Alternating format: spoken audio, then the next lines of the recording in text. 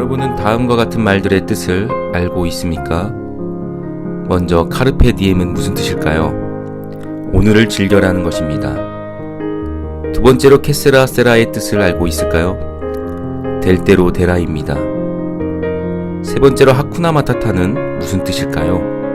다 잘 될 거야입니다. 이 말들에게는 한 가지 공통점이 있습니다. 바로 인생을 살아가는 지혜를 알려주고 있습니다. 그러니까 어떻게 인생을 살아가면 되는지를 이야기해주고 있는 것입니다. 그런데 여러분은 항상 모든 것을 즐기면서 오늘을 살아갈 수 있습니까? 또한 우리가 될 대로 되라는 식으로 살면 인생의 문제들을 해결해 나갈 수 있을까요? 그리고 다 잘 될 것이라고 말한다고 해서 정말로 우리의 인생이 순탄하게 흘러갈 수 있을까요? 우리가 살아가는 인생이 그렇게 호락호락하지만은 않습니다. 그래서 전도서는 인생에 대해서 이렇게 이야기를 합니다. 전도서 1장 2절과 3절의 말씀입니다. 전도자가 이르되 헛되고 헛되며 헛되고 헛되니 모든 것이 헛되도다. 해 아래에서 수고하는 모든 수고가 사람에게 무엇이 유익한가? 여러분, 이제 2주 동안 전도서를 읽어 나가게 될 텐데 가장 많이 반복하는 말이 있습니다.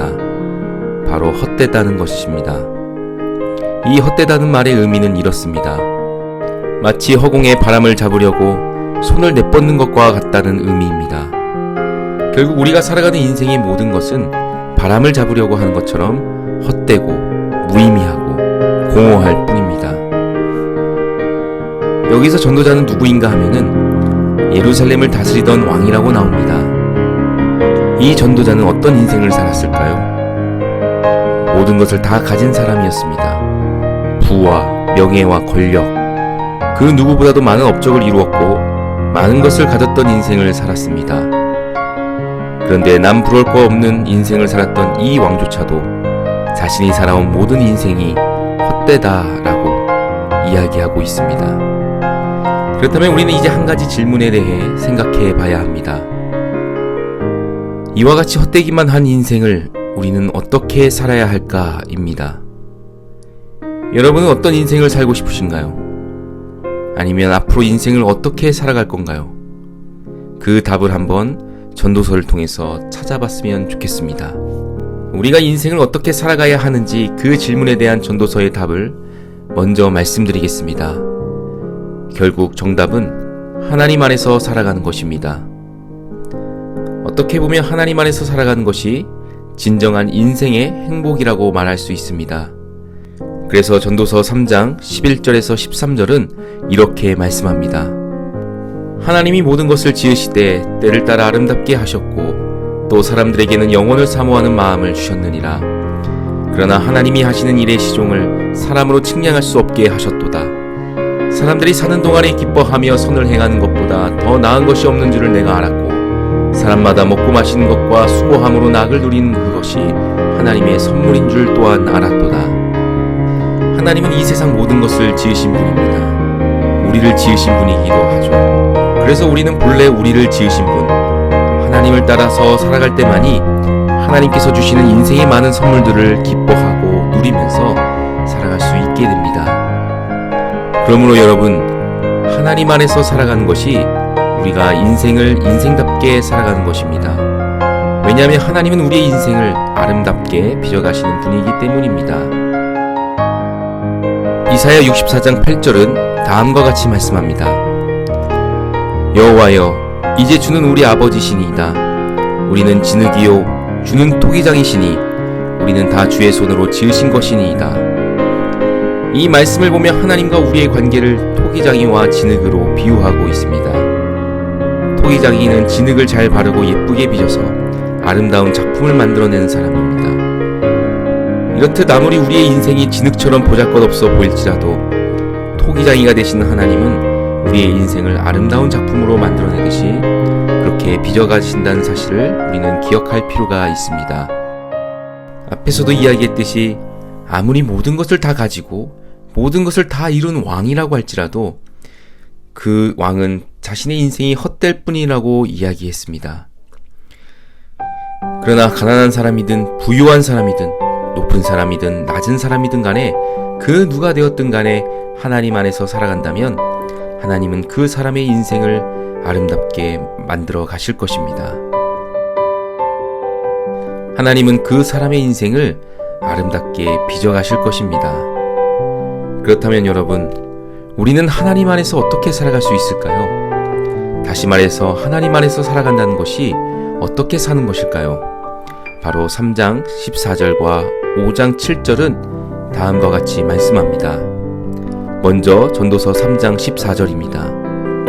하나님께서 행하시는 모든 것은 영원히 있을 것이라 그 위에 더할 수도 없고 그것에서 덜할 수도 없나니 하나님이 이같이 행하심은 사람들이 그의 앞에서 경외하게 하려 하심인 줄을 내가 알았도다.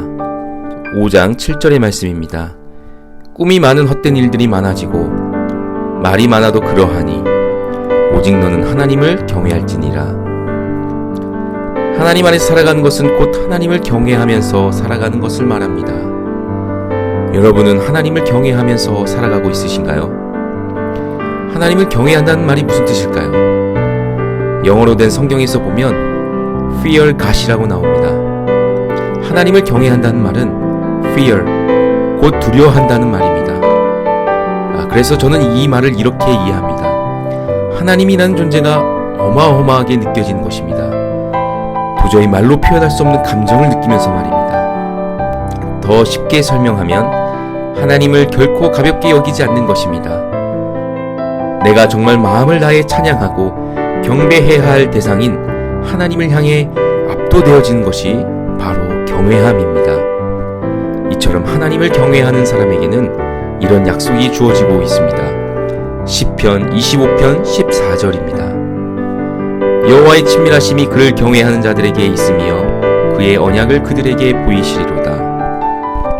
이 말씀을 보니까 하나님을 경외하는 사람에게는 그분의 친밀함이 있다고 말씀합니다. 그러니까 항상 우리와 함께 동행하시는 것이죠. 하나님과 결코 떨어질 수 없는 인생이 되는 것입니다.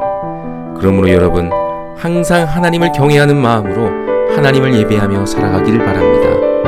하나님은 우리의 삶 구석구석을 다 지켜보고 계십니다. 성경은 하나님은 우리의 머리털 수도 다 헤아리시는 분이라고 말씀합니다. 그 하나님이 지금 이 자리에, 그리고 우리의 삶의 모든 자리에 함께 계심을 믿으시길 바랍니다. 그리고 하나님 앞에서 경외하는 마음으로 살아가기를 축복합니다. 그런 사람에게 하나님은 하나님이 주시는 축복들을 기뻐하고 누리면서 살아갈 수 있는 은혜를 베풀어 주십니다. 이제 말씀을 마무리하도록 하겠습니다. 저는 이런 생각을 해보았습니다. 제가 아무리 돈이 많고 인기가 많고 명예와 권력을 가졌다고 한들 그 모든 것이 결국 먼지처럼 후 하고 불면 날아가고 없어져 버릴 헛된 것에 불과하다면 얼마나 불행한 인생을 살아가는 것일까를 생각해 보았습니다. 그렇다면 인생을 가장 행복하게 사는 길은 헛되지 않게 살아가는 것이어야 합니다. 무엇보다 우리가 그렇게 살아가기 위해서는 하나님이라는 분을 살아계시다는 것을 알고 하나님을 경외하면서 살아가야만 합니다. 여러분, 미리 알아서 나쁠 것은 없습니다. 여러분의 앞길에는 정말 많은 일들과 기회들이 펼쳐질 것입니다. 여러분이 헛되지 않게 살아가기 위해서는 하나님을 경외해야 합니다. 결국 정답은 하나님 안에서 살아가는 것입니다. 그런 삶을 살아갈 때 하나님은 여러분에게 많은 축복들을 누리게 해주실 것이라고 저는 믿습니다. 여러분이 정말로 하나님이 주시는 수많은 축복들을 누리면서 살아가는 그런 인생들이 되었으면 좋겠습니다. 그러므로 여러분, 오늘도 하나님 안에서 살아가시기를 축복합니다.